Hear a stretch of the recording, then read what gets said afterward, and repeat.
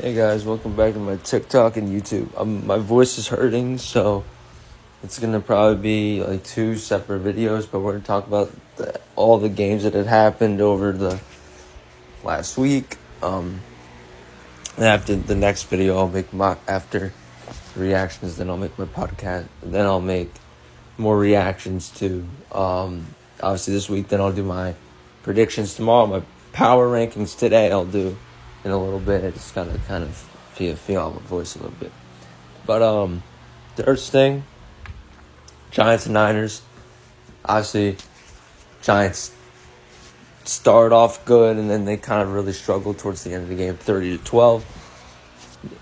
Niners did not surprise me one bit that the Niners won. I really wasn't stunned.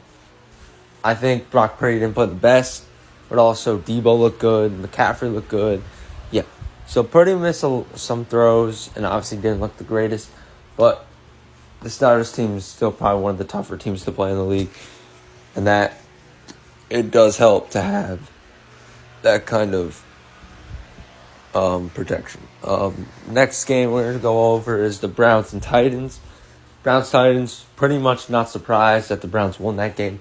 They pretty much dominated over the Titans. The defense was really good, and the offense did what they were supposed to do to win. The running game is going to be tough without Nick Chubb. Amari Cooper should have had another touchdown, but they took it off the board, which was blatantly obvious that it was a touchdown. And then the Titans just didn't look good, and the offense was that problem. Hopkins hasn't figured it out yet. Henry didn't look great. Had really no offense to show for it. And Tannehill wasn't good at all. The Titans are going through a tough time right now. Doesn't help when Myles Garrett gets 3 sacks and he's killing on defensive end. Next game, we'll do Falcons-Lions. I predicted the Lions to win, and I'm very happy about that. I had a feeling that the Lions offense, I thought, was a little better than what Atlanta was, and I think that's kind of what showed. I think having Jared Goff, having a solid run game, having a good defense, it's actually played very well. Brian Branch has turned into an absolute beast. Hurts us, again, as Packer fans. We wanted Brian Branch, but we got other guys instead. I'll get to us in a sec. But I had a feeling the Lions were just a little bit better, and Lions won 20-6. Packers played the Saints. They were down 17-0 at half. And the Green Bay Packers turned what could have been one of the worst games, turned right around. Jordan Love looked really good. He got a rushing touchdown, threw some big catches to Dobbs and many receivers. That he did. The defense played better down the stretch, and the Packers just show they can beat these tougher teams. Obviously, Jordan Love getting 18 points helps, but Jordan Love really showed what he can do in the final quarter. I want to see more running. I'll make an actual reaction to the Packers game. This is just my recap to every single game, and then after the video, I'll make my own Packers recap to the game. So that's what I'll do. I'll make a separate Packers video, but this for now. Packers won. Commanders lost to the Bills 38-3. I thought the game would have been closer, but the Bills just absolutely smoked them out of Washington, and that just goes to show you. Josh Allen still kind of had not the greatest of games. James Cook is really good. Diggs looked good. The defense really looked good. Then obviously the next game we have Miami, who scored 70 against the Denver Broncos, who got 20. Yeah. We're just going to skip that game. Really nothing to talk about, just besides the fact that A-Chain, Mostert, Tyreek Hill, Tua killed them. And that's just what happened. And the defense played well as well. But there you go, end of that game. Next game we're going to cover is Jets and Patriots. Also not a great game, just the same old. Bill owns the Jets, and that's how it's just always going to be. Even without Aaron Rodgers, Zach Wilson doesn't look good. And the Patriots' run game, surprisingly, Zeke outran Ramondre, which was very surprising. Jets only got 10 points, and the Pats got 15. That's that score. Yeah. just a game that no one probably watched.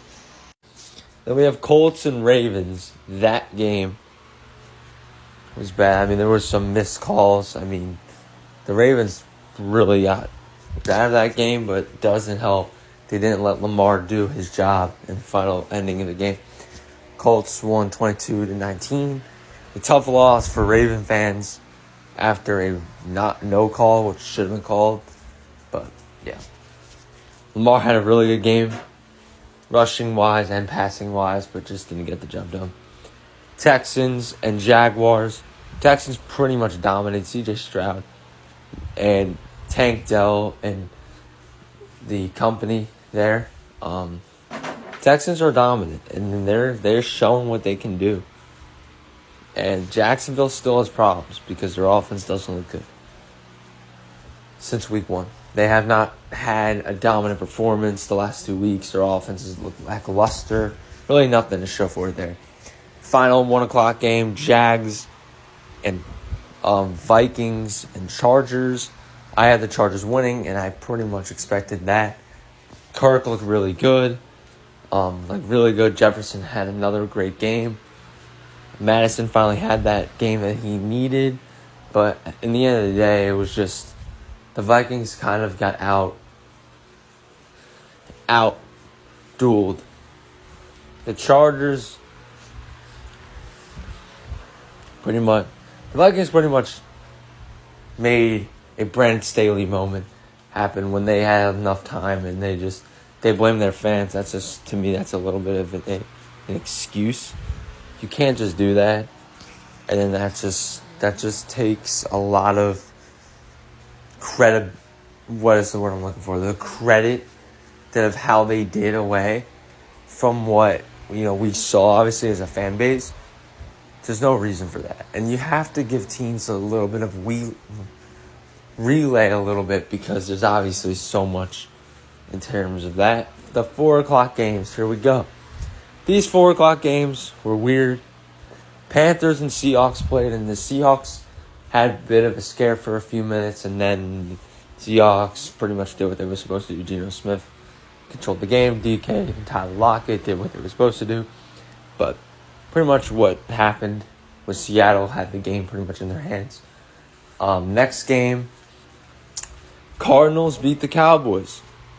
Cowboys, what happened in that game? Dak did not look good. CD wasn't good. Tony Pollard was literally the only thing that was good. And you lost to the Cardinals talking all this smack. And it goes to my point. Starting off with the Giants and Jets is great and all, and you destroyed them. You need to beat the teams that you're supposed to beat, and you didn't do it. You lost to the worst team possibly in the league.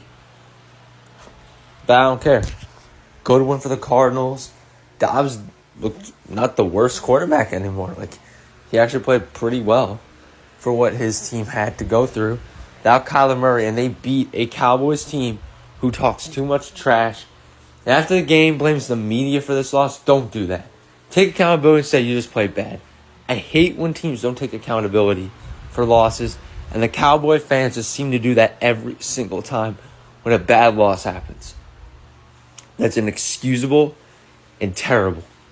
Cowboy fans should be ashamed of this loss. And yes, you played the Giants and you played the Jets, but my point is, you have an easy strength of schedule.